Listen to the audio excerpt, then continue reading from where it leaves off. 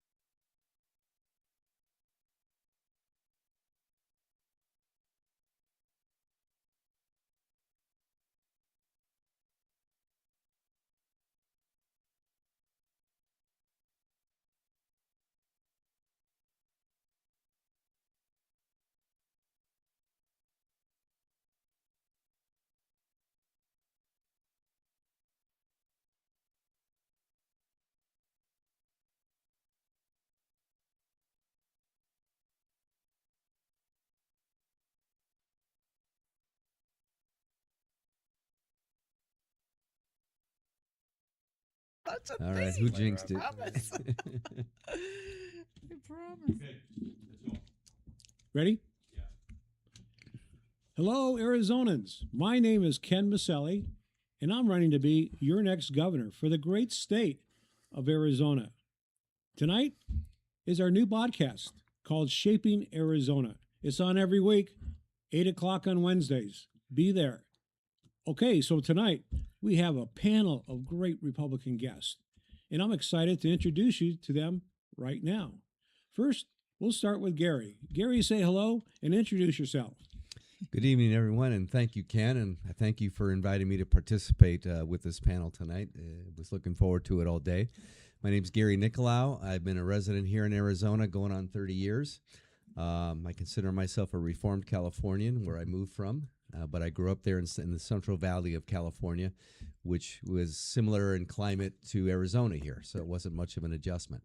But I've been involved in the insurance world as an insurance benefits broker for going on 40 years, 40 plus. Right. So I've been through a lot of things in the industry, especially here in Arizona, the last 30 years, and the last 15 years ever since Obamacare passed. And I work with individuals on the marketplace exchanges. I work with people that are on Medicare or aging into Medicare.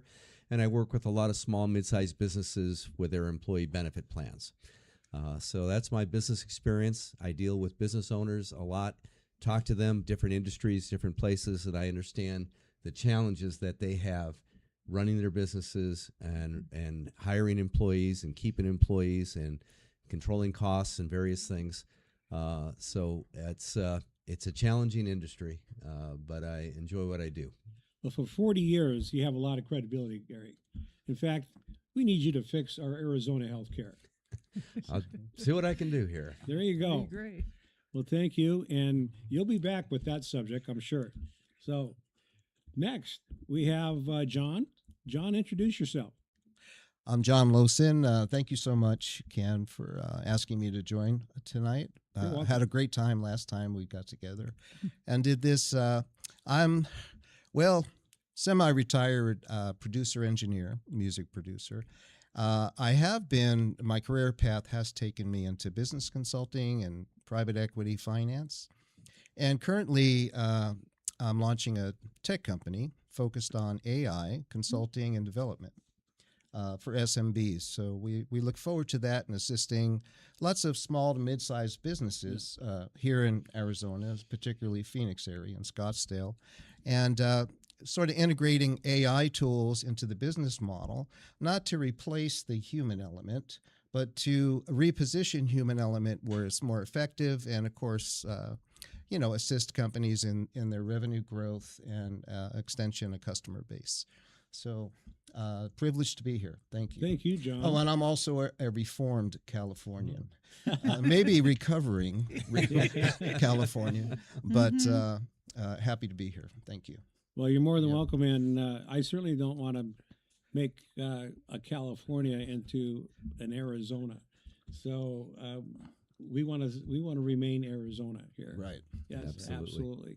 Okay, Debbie. So glad you're here tonight. Awesome. Thank you so Yeah. much for having Oh, me. you're more I was than so welcome. excited. My friends Michael and Eddie invited me. And so I've been a resident here since 1987, came to U of A from Wisconsin, and never went back to the cold. So, and we've actually, my husband and I, we've been together for 25 years. And we have actually been business owners. We had a retail business, luxury home and gift business in Old Town Scottsdale for 4 years during the 2008 adjustment, I call it. Yes. And so after that, we became big advocates for helping business owners either find money, save money, fund projects. So we have DM Business Advisors, which Great. we helped 400 businesses during COVID connect to the CPAs to get all their money that they were due for having W-2 employees and getting shut down, being restricted, having all kinds of tyranny.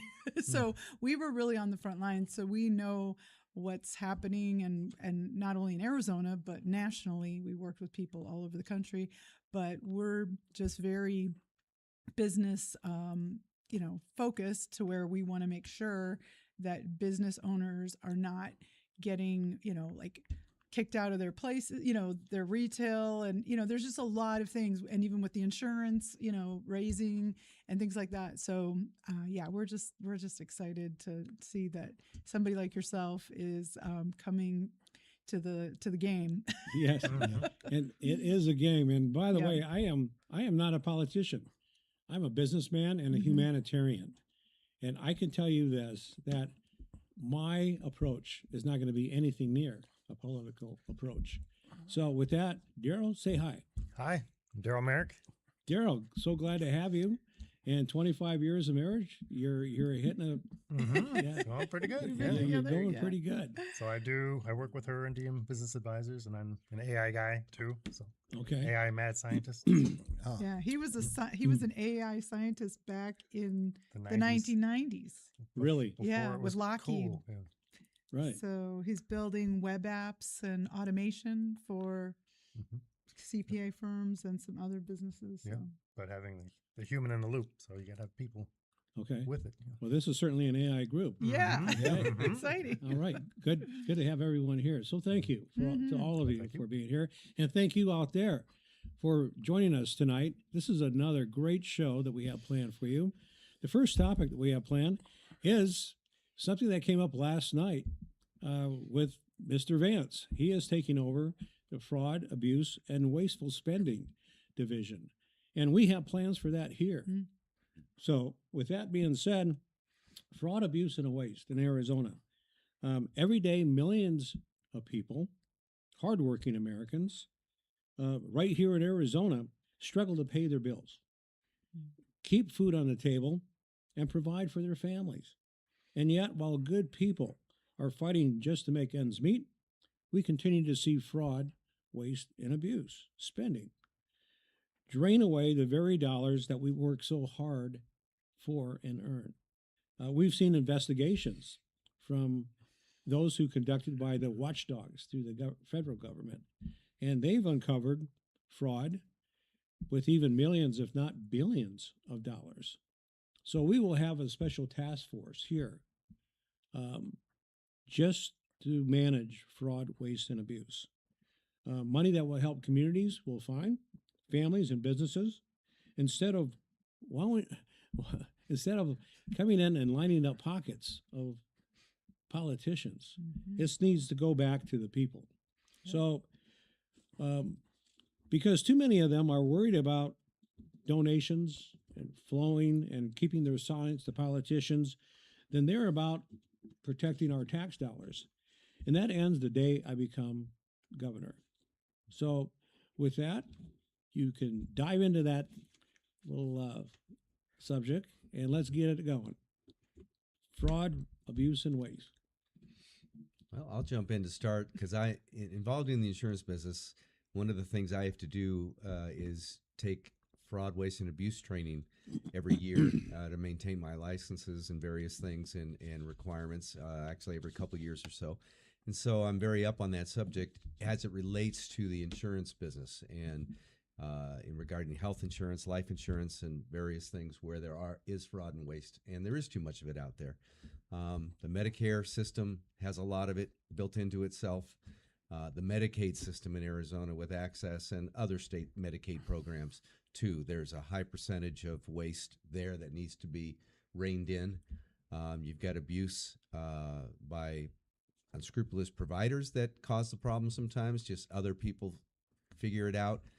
We can look at what's been going on that's coming more and more public with what's happening with the Somali issue in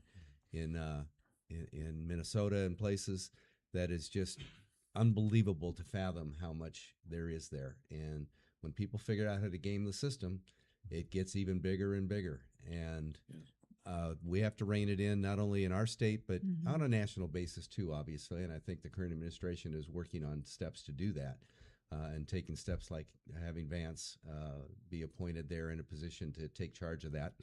And I think there was a gentleman that President Trump nominated too that was going to do some hearings about being a deputy in the cabinet to that position too to help. So it needs to be attacked. It needs to be looked at and reined in. And well, most definitely. And I believe at this point, our governor, Katie Hobbs, she is under investigation. And it's ongoing, and it's several different issues. She is known as the veto queen, I guess. And also some people call her the master disaster. So I want to do the right thing for the state. And I want your support, your input through the people, through our administration. We're going to do the right thing. John, how are you doing today? Oh, I'm doing great. Yeah. Great show last night, by the way. Yeah, that was a great show. So I was thinking about what you said and listening to Gary, very informative. You know, from my perspective, 2020 to 24, when we opened the border, I believe the American people were defrauded, and it was coming from the top levels. And, you know, tax dollars going to people who entered this country for the free ride and then to cause trouble. But, you know, not all of them. And, you know, I love my neighbor and I love people, but there's a way to do things that are legal. But the emphasis being on buying those votes from those people. That's what it is. And, you know, last night was an example of that when our glorious President Trump had just made the statement, as your priority, the American people, safety of the American people, and not illegals. And, you know, it seemed, I was taken back because it was an eye-opening moment of the blatant disregard for the offices that those people hold and their constituents that pay their salary. And so since that time, 20 to 24, the systems have gotten so open and loose regarding federal dollars and state dollars because the people in charge of them blatantly didn't care. That's right. So, I'm so happy to hear you address this issue to tighten it up. And I think AI has a place in that because I think the systems need to be integrated, and, we look forward to how that's going to look.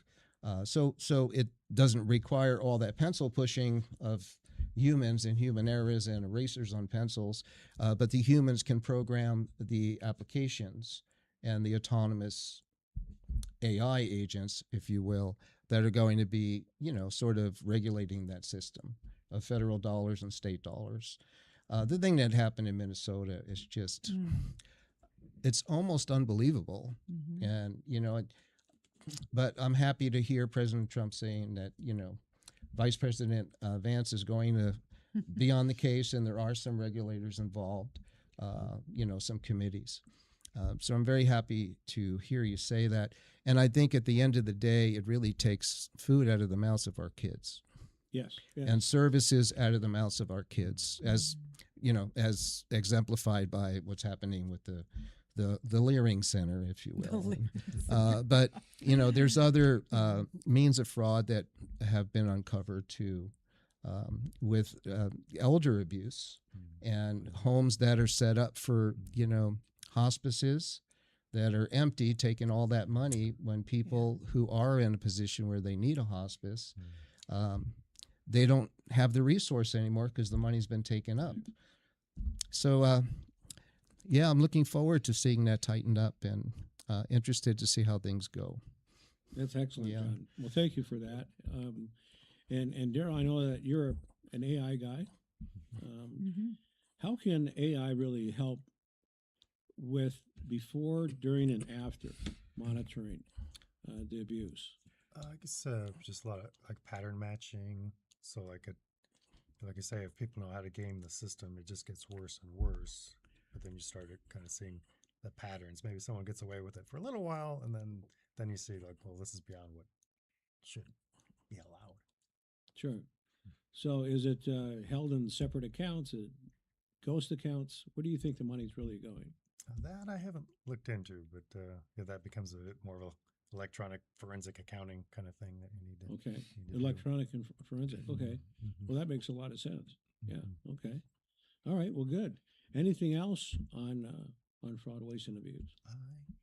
Well, I'm really curious as to what your stance is on like the cartels, because I know Katie Hobbs has taken, direction from them and is allowed, and that's one of the reasons that the borders were open so wide during those 2 years, 22 to 24. And I'm just curious, like, what your plans are to work with the Border Patrol. And absolutely, great point. Great question. Well, first of all, I'm going to take a hard stance.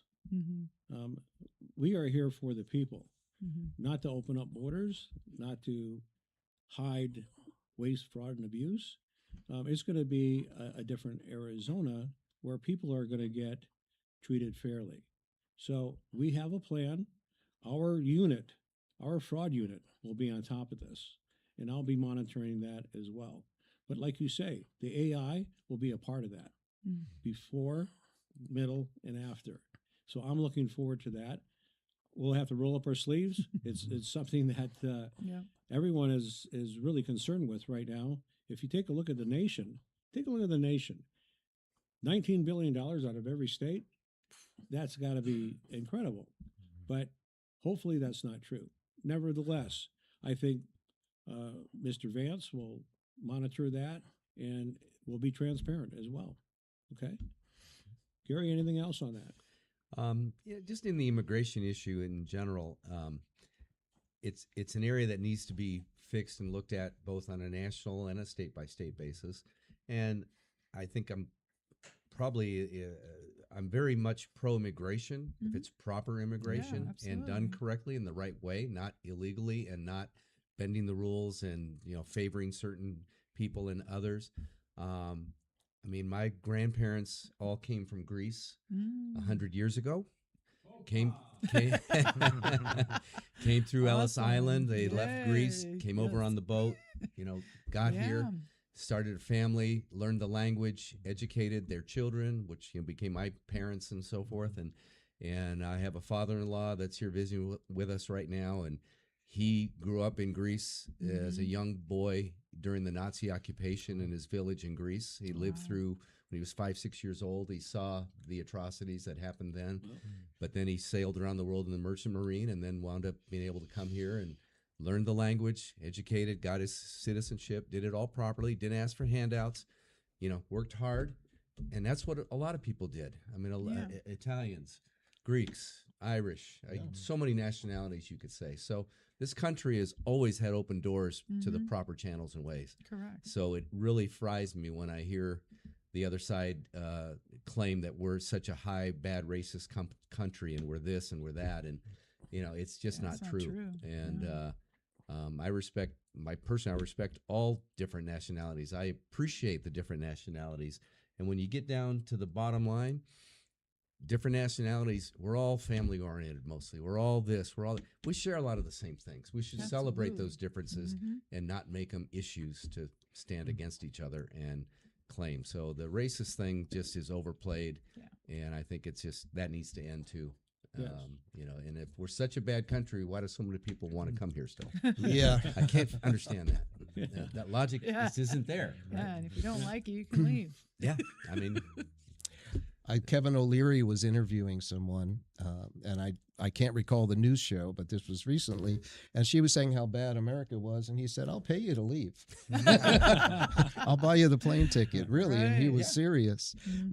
My grandparents on my mother's side came from Sicily through Ellis Island, and my father came here when he was 3 with his parents through Ellis Island, and it was just the way things were done. Nobody thought of just breaking into the country. Well, 20 to 24, they didn't have to break in; they were invited in. But one more thing on the fraud, I can see this because maybe my business background in corporate law, not law, but consulting. But there's a lot of law involved, and they form LLCs. During COVID, the NGOs were getting tons of money. Mhm. And if you really look, you'll see that before Biden left office, the Auto Pen signed a lot of checks to NGOs Mhm. for millions. Yeah. One, I won't name who, but it was $20 million. And poof, it goes in the wind.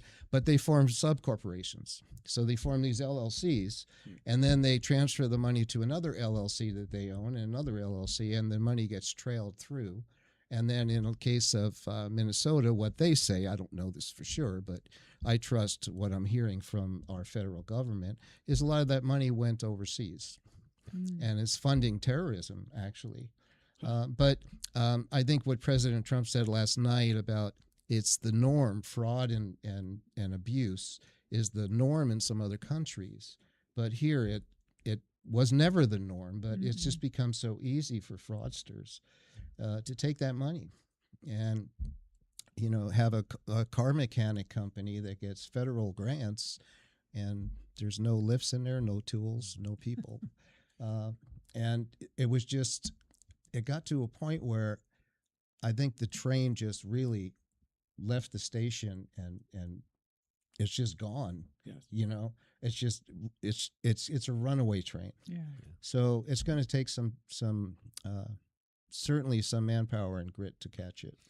Yeah. I may interject on that point and what you expressed, how you helped with the ERC credits that were out there. And of course, there was the PPP stuff during COVID. The big argument has been the last couple of years coming out about all of the tax credits under the federal marketplaces on the exchanges for people on the individual market. I mean, those credits have helped a lot of my clients, afford insurance, but there's been a lot of fraud and abuse there. And the problem is when there's not enough checks and balances to catch these things. Amen. And it makes us all look bad. I Right. pride myself on the work and how I do my business and help clients. But yet I do know of fraudulent people who have set up accounts, and the government made it too easy under the exchanges to get policy set up for people that didn't exist or didn't even know, and unscrupulous people and brokers, unfortunately, which make us all makes the good ones look bad because Right. the bad ones Yeah. do such a good job of taking advantage of people and the government. And here it is, a lot of waste and fraud and abuse there too. And yes, it's easy to blame only the insurance industry or only this or that, but there's multiple facets there that let this fraud go on for as long as it's gone on. And checks and balances got to be brought into Amen. play. Yeah. Well, and Checks and also, balances. though the IRS used the fraud to hiatus the program, Yeah. which hurt a lot of businesses all over Arizona and over America. And we're still fighting for people to get their COVID relief money. And here we are in 2026. So, and we have like even a law firm that we are working with out of Florida that is one of the biggest ERC attorneys in the nation. And there's no reason that, I don't know, maybe they lost some employees at the IRS or, what, but we haven't gotten any answers. And some of these businesses are literally like on a string, like holding on for survival.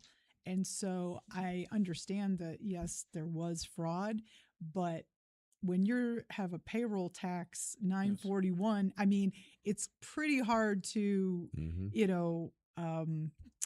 have that fraudulent. I mean, because there's so much documentation as a business that they have to provide. But on the PPP side, absolutely, that was crazy fraud. So the IRS used the PPP fraud to stop temporarily the ERC credits, which again, it just shows you the corruption that's happening at the federal level. And so, that's why, I mean, these tax credits from a lot of these programs, the thing we have a hard time with is that the regular CPAs, the generalists, they don't understand specialty tax programs. And so they actually a lot of times fought against some of these credits when they're just generalists. It'd be like going to a brain surgeon. If you are not going to a brain surgeon, if you have a brain aneurysm, you would go to a internal medicine doctor. No, you're going to a specialist. Sure. Same thing with the tax, programs. And so I just would like to see more education for business owners in the tax, because nobody, I mean, a lot of people don't know what their rights are, what they benefit from if they put it in, properly, because again, there is fraud, but I don't think that, because those fraud program, people over, play like the fraud. So you don't want to take away the people that really should get the information so that they can keep their business going. And who would you say would process that information the best? Payroll services or the business owner itself? I would say that the business owner needs to have a advisory board, just like, a lot of companies, they need those people on their board. They need like insurance experts. They need the AI experts. They need the right people more now than ever. They can't just work with one person. And so that's the part that I feel like people that are not abundant mindset, they will be trying to like, oh, I want to hold on to the old ways of doing things. And you can't do that. You want to be able to like, hey, you know what? We'll all work together, because we actually work with other people's CPAs. Like, we want them involved. We don't want to, we're not stealing their clients because we're only doing specific programs. Sure. Your added value. Yes. Exactly. So Okay. that, and if professionals aren't willing to do that, you should really question who you're working with. Good. Well, the bottom line there is things are just too complex. Yeah. tax code, Mm-hmm. insurance code. Yeah. You know, everything is so convoluted that it's hard for anybody to keep up with it all and be Right. an expert in everything. And I mean, they turned us insurance brokers helping people on the exchanges with individual into tax experts about the tax credits. And I would help clients, and they would talk to their CPAs or accountants or bookkeepers, and they had no clue as to how the credits work. I had to explain it Yeah. to the tax professionals. Right. And it's like, I'm an insurance broker. I shouldn't have to be doing this. And they tell us in our training, you're not to give out tax advice. But yet the government, the way this was set up when the ACA was passed, known as Obamacare, they forced us to do that because the clients can't figure this out and they need somebody to guide. And so I had no choice but to become educated to help advise clients as to how we go about this, and let's do it the right way. And here's what you can do. Here's what you can't do. And, you know, so forth. So it's, I can identify fully with what you're saying there, Debbie, because it is, everything's too complex. Yeah. But again, you know, having somebody like that's not a politician in these offices right now, I think is so important because there's so many people like Pelosi and some of these people that have been in those positions for so long, and they came in making $200,000 and now they're like worth $30 million. 300 million. Oh, okay. I'm sorry. I'm sorry. You dropped a zero. Okay. There. Sorry. I know. It just, it's only but a zero. that's the part that, you know, why can't you run the government like you do a business so that if you're not actually making money, it's like, well, where is all this going? Like President Trump is doing, right? Exactly. Like he's running the country. Well, politicians and bureaucrats write all the laws. We all have to live with them as just individual citizens with our own tax code or with businesses and business owners. We have to live and deal with their laws. They don't live in the real world and the practical world of how much time and effort it takes to do these things. But it's like, not my problem, it's your problem. We make the rules. You guys figure out how to live with it and make it work. And that needs to end. Elections have consequences. Very true. Absolutely. As some of my old friends and family in New York are learning, elections have consequences. I just want to add one thing real quick. I thank you for sharing what you did. And when you were speaking, I'm thinking, you know, small business today, there are so many moving parts. Not everybody has access to information, and knowledge is power, right? And sometimes it's not for lack of wanting the information, they just don't know how to get it.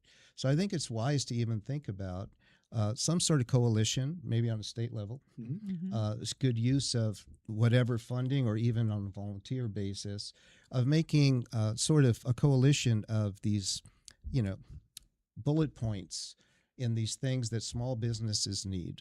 And we're all familiar with what those bullet points are, right? The priority mindset, the accounting, the tax laws, and so on and so forth. They keep track of the changes and then digitally feed them to the business owners. So at least they have access to information. I'm that's just huge. thinking about a solution to the problem that you were talking about. Yeah, because I mean, I think that more people used to go to like the SBA for that kind of information, and then all of a sudden it just became like that's where you go to get your loan.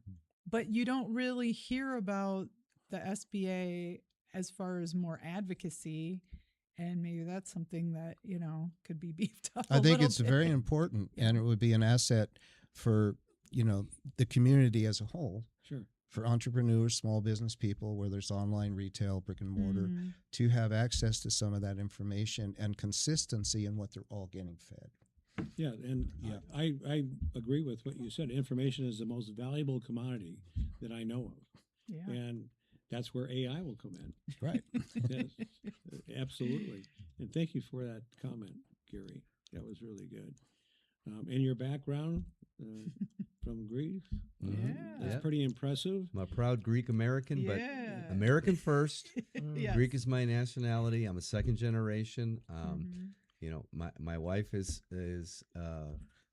that too. You know, second generation. Her mom was born here in the U.S., but you know, her dad was from Greece. So, but all of us nationalities, Right. we all have stories, and histories. And Is your we need wife, to- is that Vicky? Vicky? And Yes. your father-in-law, that's Frank? Frank. Yeah. Correct. Okay. Well, hoopla, Frank. You need to come on Yeah, the now show I'm here hungry. for us. In fact, all of you out there, we want you on this show. Mhm. So call in, email us. We would love to see you and have you participate with this fine group. So, anything else on that right now? Oh, nothing. When you were saying about all the national, I was thinking we have Greek restaurant, Italian restaurant, we have Mhm. Mexican restaurant. We have all kinds of restaurants because we do enjoy the cultures, Yeah. right? That's Yeah. right. Diversity. And I we do just enjoy want the people food. to do it legally. Absolutely. I know. Yeah. Somalian food. What? Haven't We don't have a lot here. haven't been there yet. Ethiopian. I know. So actually, on that note, I just want to one little thing that is something that we are actually working on bringing out in the next couple of weeks is there is a tax credit that restaurants and companies that had tax on tips. So we're able to go back as far as 2022. Okay. And that's going to be a big deal to save these restaurants because I'm part of the independent coalition of restaurants, Okay. and they're trying to get, from the federal level, they're trying to get support Right. for these independent restaurants, and they're not getting very far. Save the businessman. Yes. And so this could be the answer to prayer for your local restaurateur. Okay. So, like I said, I mean, I would just, love to talk to anyone who, has a restaurant or a hotel or catering company or something like that, because it's going to be a big deal and you can get your money really fast, between 3 and 4 months. That's fast. Yeah. Yeah. It's not going to be like ERC where it's going to take Months or well, years. months or years. Yeah, And right. my husband is actually doing all the AI technology to support all the document collection for the CPA that we're working with. So, and we will work with CPAs, if people need, support, we're, and even if people have, past tax, bills that they, they will work with people. Oh, great. So So your platform basically is it working strictly with CPAs or business owners or both? Well, we work with the CPAs that do the tax work, Okay. but then from a referral partnership standpoint, we work with other CPAs or insurance people or pastors or, whoever advocates, just connectors that bring us clients. Okay. So, But it's but easier with the CPAs. They already have all the Yeah. documentation needed. They can put it because in the it's system. pretty simple, but again, everything is, when people have to get their payroll reports and, things like that. But we make it pretty simplified because we have the AI enhanced automation system that we're working with. So, but again, we had, our retail business in Scottsdale. We lost our business in 2010. And so I'm very passionate about saving businesses. Yes. And I just want to Save make the sure businessman. that nobody has to go through like what we had to go through, because we took everything to like try to save, our business. And I, probably did 1,000 calls during COVID and all around the country. And I heard, all the stories and was crying on the phone, praying with people, doing all, and again, because of the impact of COVID and, the supply chains and all these things, it's like, there's still ramifications. Like there's still things happening in business right now. And I know that people, a lot of times they're in quiet desperation and they just think like, oh, I don't need help or I don't need that. It's like, but they're, Yeah. We want them to stay. we want them to Mhm. stay. Yeah. Yeah. And so that's why, like I said, I'm excited about, what you are going to bring to the, We want to State. bring it in a couple of ways. First, some good old fashioned hard work, Mm-hmm. but I'm really a proponent of AI, and I think we can use that to our benefit. For example, in the elections coming up, and Mhm. that's another topic that we'll discuss. But I would like to see AI involved in before, middle, and after. I mean, to really monitor who's out there. And we have a program, a plan already by using the Arizona card. Everyone will get an Arizona card. And this will make sure that you're legal. All you have to do is present the card. You can get it free from the state through the website. So that's one issue that we can resolve very quickly. Okay. To make sure the dead people don't vote. They don't vote. Don't resurrect them. How many times can you vote when you're deceased? Right. Exactly. And all it takes is the will to make these things happen. That's correct. Right, Ken? And that's what hasn't happened, on a state level and on a national level. Yeah. And I'm glad you mentioned what you did, because I can think of a few of my independent restaurant clients that I have that could probably take advantage of what you just were talking about. Yeah. So I'm glad I could meet you. That'd be both great. tonight. Oh, thank you. Because it's all about helping people help each other. It is. So we And like to Right? collaborate. It is. It's just, because when we were doing Uber Eats the first week of the lockdowns in Phoenix, and I remember, just like it was yesterday, I walked in to pick up an order at a Paradise Valley restaurant. It was a pizza restaurant, and I looked around and I was like, "This is such a beautiful," I'm like, "This is such a beautiful restaurant." And the owner, he goes, "Yeah, it was," and it just broke me.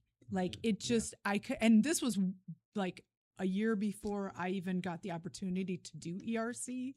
But I just knew that I was like, I can't, like, as a business owner myself, I can't sit back and watch this continual destruction of the, bricks and mortar mom and pop, business. Yes. Because that's really our backbone. It is the backbone. And we don't want just these giant conglomerations taking over business, because people want that personal, local experience. And we're all business people here. We all have an agenda that we have to complete every week. Unlike a politician, if we don't perform, we don't get paid. Right. Very true. That's right. That's it. So, again, I'm not a politician. I'm a businessman that wants to perform on each and every level so that we can give back to these communities, make them thrive, make them stay in business. So I would like to segue into another topic, if that's all right. Absolutely.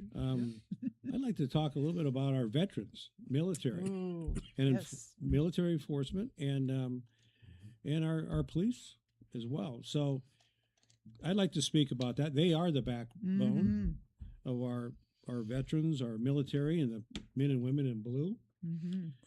We cannot have a strong state without structure. So we cannot have safe communities without law enforcement.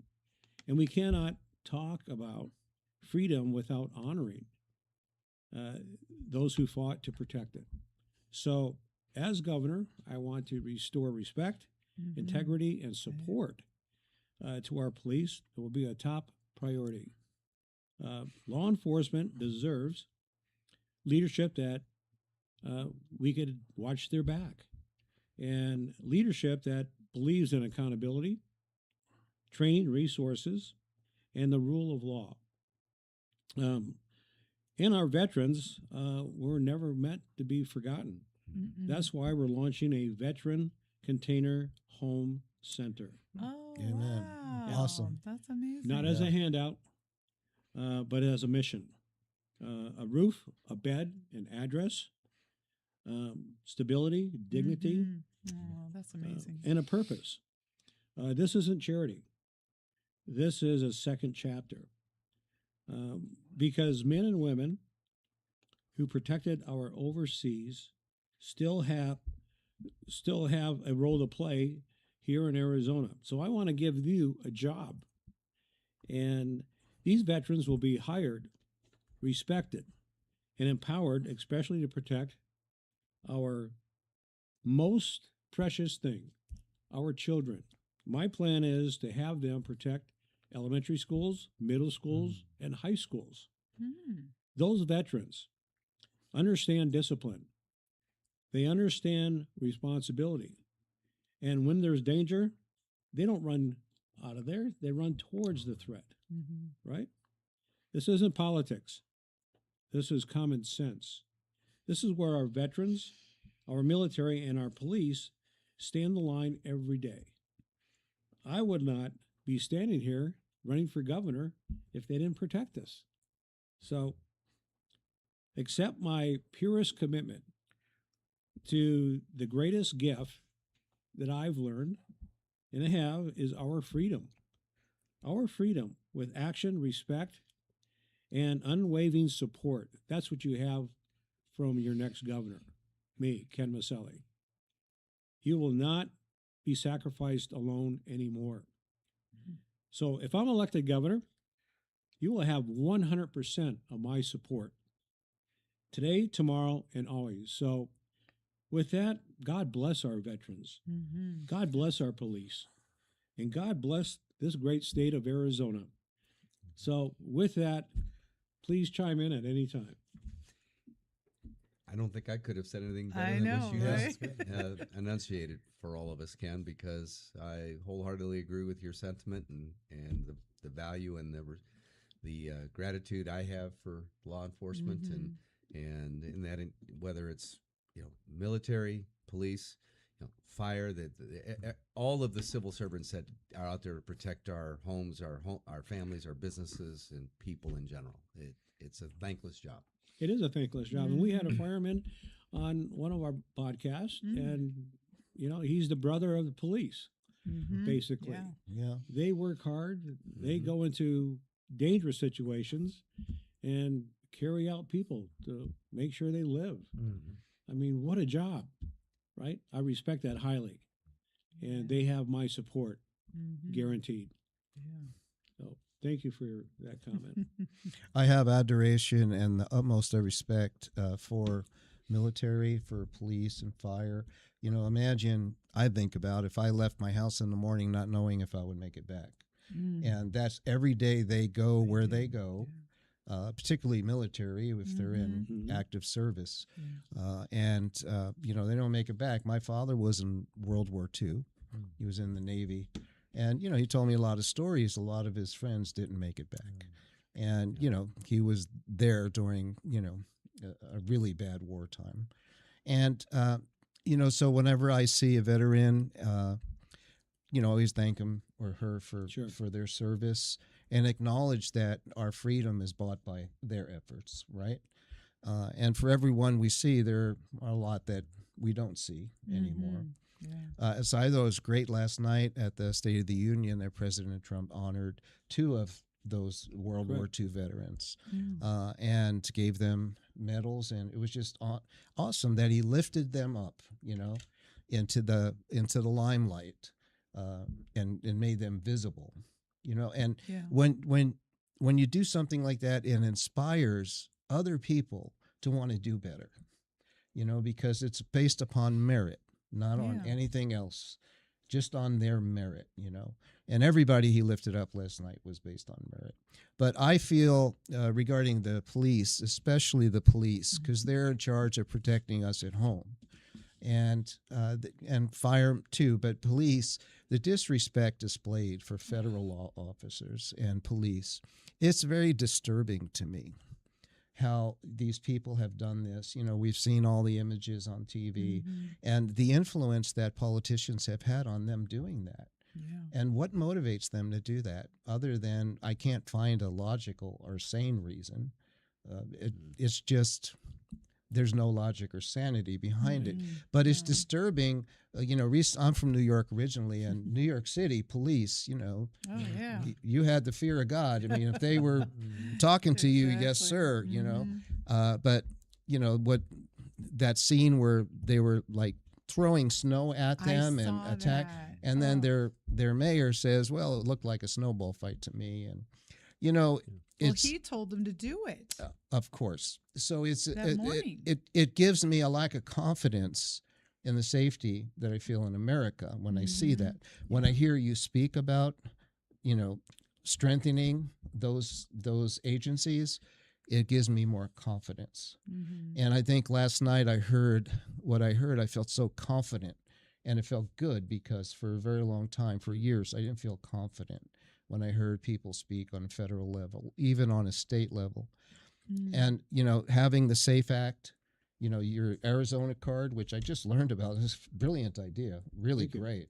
Yeah. And then, of course, that's all going to be digitally fingerprinted, so to speak. Correct. You know, With imaged. fingerprints, absolutely. Yeah. So it makes me feel confident, you know, and I want to feel confident. So this isn't really, we're not talking about politics here. We're talking about living life in America and living life in Phoenix or Arizona. And so I'm grateful for these ideas, and I stand behind them 100%. Well, thank you. Really do. 'Cause I have 28 more. Is that all? Bring them on. Yeah. How much time do we have? Yes. Well, we'll do another I show next week. Yeah. Exactly. So many That's- subjects to cover. I right? know. So many. Yeah, so many.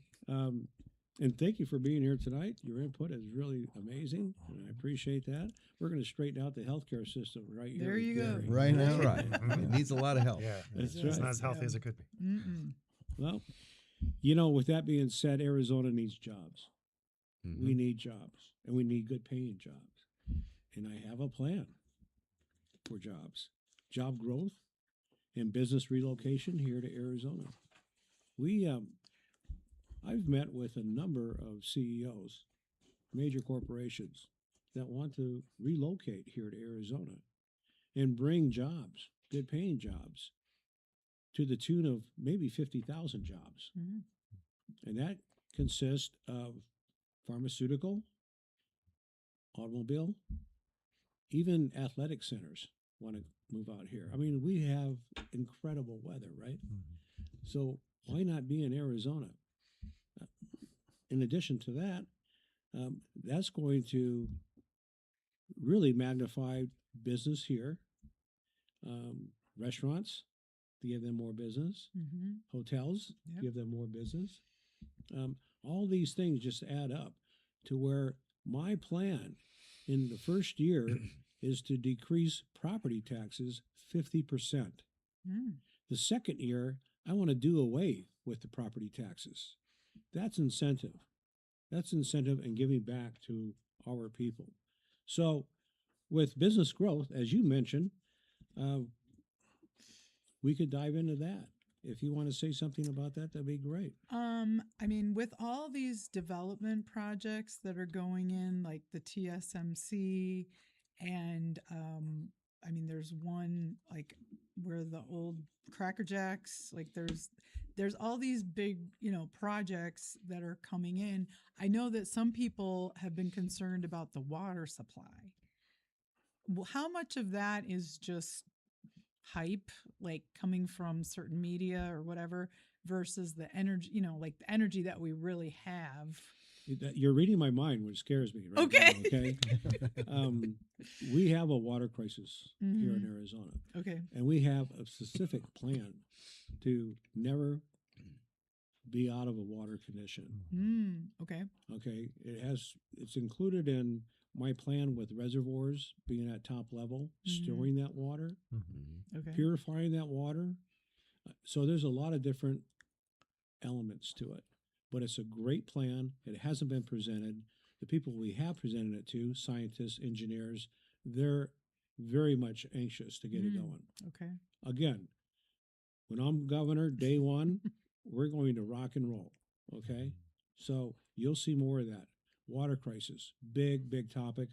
We'll have it on the next time you come on, Gary. We're going to talk about water crisis. Okay. Great. Okay. Okay. Yeah.